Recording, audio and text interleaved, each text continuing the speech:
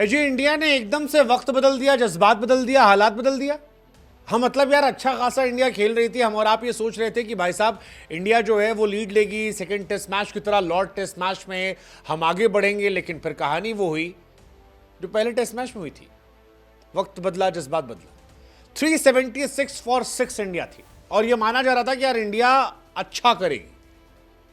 Washington सुंदर हैं, जडेजा हैं, ये मिलकर रन बनाएंगे और 400-450 अगर हमने बना लिए तो सेकेंड इनिंग का एडवांटेज हो जाएगा। लेकिन फिर खेल बदला। 11 रनों के अंदर इंडिया ने 4 विकेट गंवा दी और ये मतलब सिनेमैटिक कमबैक था, क्योंकि ये कमबैक पहले टेस्ट मैच में तो इंडिया हार गई थी। हालांकि बड़ा अजीब इत्तेफाक है, इंग्लैंड ने बनाए 387, इंडिया ने बनाए 387 और exactly third day score level हो गया। ये टेस्ट मैच बहुत बोरिंग रहा क्योंकि ना इंडिया ना इंग्लैंड किसी ने बेसबॉल वाला क्रिकेट नहीं खेला। इंडिया ने जैसबॉल नहीं खेला, ऋषभ पंती वाला बॉल नहीं हुआ, कोई भी XYZ वाला बॉल जो है वो नहीं दिखाई पड़ा। इंग्लैंड ने भी नहीं खेला। बट डे का एंड होते होते आखिरी कुछ ओवर में सिनेमैटिक चीज हुई। जैसे मसलन एक सिनेमैटिक हुआ, 11 रन पर 4 विकेट गिर गए। दूसरा, जब इंग्लैंड बल्लेबाजी करने आई तो भी बड़ा जबरदस्त था।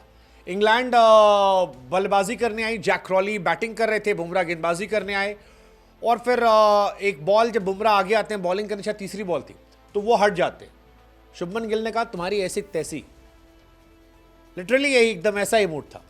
इसके थोड़ी देर बाद जैक क्रॉली को फिर बुमराह गेंद डालते और जैक क्रॉली जो है वो ऐसे हाथ झटकने लगते हैं, चोट लग गई मानो ऐसा वैसा, और फिर इंडियन टीम जो चढ़ जाती है। मतलब एक्चुअली हीटेड मूवमेंट था। इंग्लैंड थोड़ी डरी हुई थी कि कहीं अगर बैटिंग 2-4 ओवर ज़्यादा करनी पड़ी तो फिर नुकसान हो जाएगा, क्योंकि शाम को बैटिंग करना थोड़ा सा टफ होता है, प्रेशर होता है, विकेट बचाना होता है, उतना फ्रीली खेल नहीं सकते। इसलिए बेचारे शायद वो डर रहे थे। इंडियन टीम चाहती थी कि यार चढ़ के आउट कर दो, 2-4 विकेट हम निकाल लेंगे तो हमारी बल्ले बल्ले हो जाएगी, इसीलिए मामला फंसा था। बट वो आखिरी मज़ेदार था। एनीवेज 387 जो है ये 5वां हाईएस्ट टोटल है जहां पर टीमों ने बराबरी की है टेस्ट मैच में, और इनमें से ज़्यादातर जो टेस्ट मैच है वो ड्रॉ रहे। लेकिन ये टेस्ट मैच का ड्रॉ होगा थोड़ा मुश्किल लगता है। या तो इंडिया ज़बरदस्त गेंदबाजी करे चौथे दिन तो ज़बरदस्त है, और अगर इंडिया ज़बरदस्त गेंदबाजी नहीं करती है तो फिर ये मैच ड्रॉ हो सकता है। हालांकि इंडिया डिसअपॉइंटेड होगी। डिसअपॉइंटेड इसलिए क्योंकि इंडिया का 9, 10, 11 जो प्लेयर है वो यार रन नहीं बना पा रहा।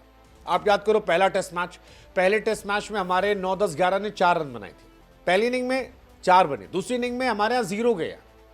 सेकेंड टेस्ट मैच में 9, 10, 11 जो था वो 19 रन बना पाया। सेकेंड इनिंग में बैटिंग नहीं आई थी। और थर्ड टेस्ट मैच में 7 रन। अब प्रॉब्लम यह है कि इंडिया के पास टेल है ही नहीं। आगे जो है वो शेर जैसा शरीर है और पीछे पूंछ ही गायब है, और उस पूंछ गायब होने का असर है कि यार 11 रन के अंदर हमारे 4 विकेट गिर गए, जिससे वक्त, जज्बात, हालात जो है वो बदल गया। मतलब ये बहुत बहुत डिसअपॉइंटिंग कहानी है।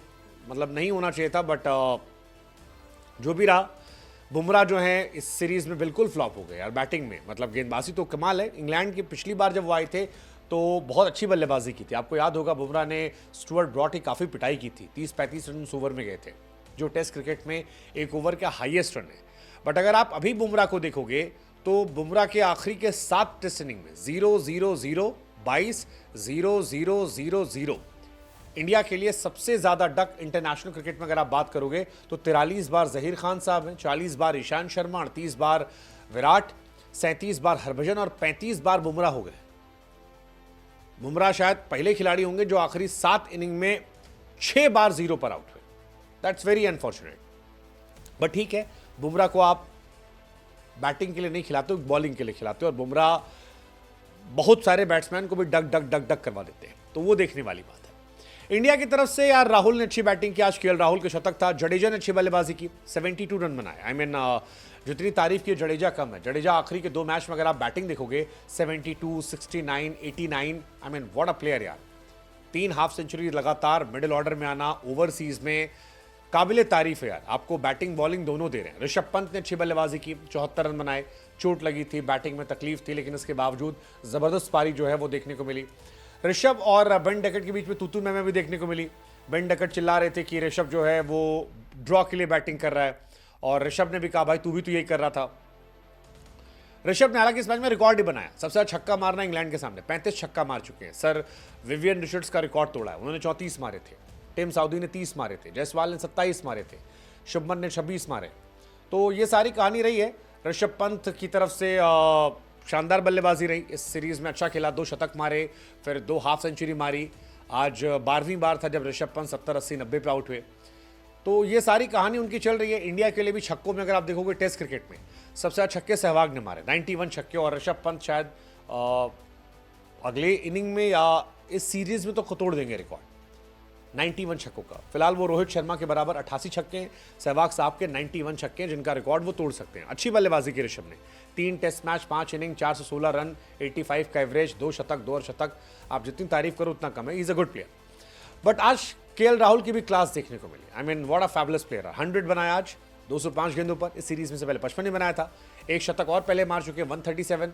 सो केएल राहुल की क्लास जो है वो आपको समय समय पर दिख रही है। इस सीरीज में 2 शतक उनके हो गए, और केएल राहुल के आखिरी मतलब लॉर्ड्स पे 2 शतक है उनके लास्ट 2 टेस्ट मैच में। पिछली बार भी जब वो लॉर्ड्स में खेले थे तो शतक लगाया था, इस बार भी लॉर्ड्स में खेले तो राहुल का शतक लगा, और ये काबिल तारीफ है। केएल राहुल की सबसे अच्छी बात यह है कि यार इंडिया में सारे खिलाड़ी चलते हैं, वो बाहर चलते हैं। केएल राहुल के पास आज तक टोटल जो शतकों की संख्या है वो 19 है, 19, और 19 में 15 शतक ऐसे हैं जो बाहर है, 4 शतक सिर्फ इंडिया में। तो बताता है कि यार विदेश में राहुल आपके लिए तगड़े प्लेयर है।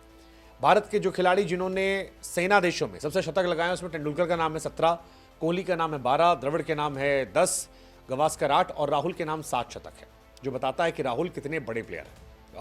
ऑफकोर्स बड़े।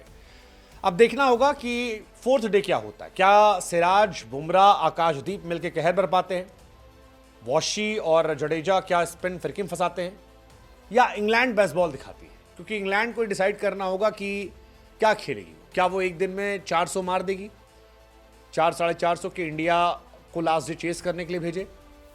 I mean it's gonna be very interesting कि इंडिया को वो टेस्ट करेगी या वो ड्रॉ के लिए खेलेगी। ये देखने वाली कहानी कि अगर वो 400 प्लस मारते हैं 430 के अराउंड, 440, 450, तो 5th डे मैच इंटरेस्टिंग होगा।